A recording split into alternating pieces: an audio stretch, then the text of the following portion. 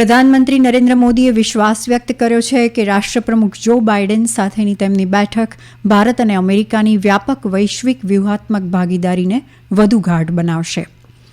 આમ આદમી પાર્ટીના નેતા સુશ્રી આતિશીએ આજે દિલ્હીના મુખ્યમંત્રી તરીકે શપથ લીધા છે.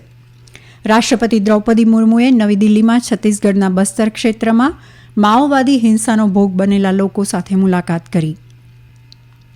ઉપરાષ્ટ્રપતિ જગદીપ ધનખડે આજે ગુજરાતના સિલવાસામાં વિવિધ શૈક્ષણિક સંસ્થાઓના વિદ્યાર્થીઓ સાથે સંવાદ કર્યો.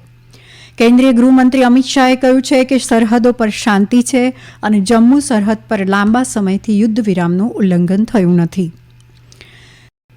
અને ગવર્મેન્ટ ઈ માર્કેટ પ્લેસ GEMએ તેના પ્લેટફોર્મ પર વિક્રેતાઓ અને સેવા પ્રદાતાઓ માટે લેણદેણ શુલ્કમાં ઘટાડો કર્યો છે.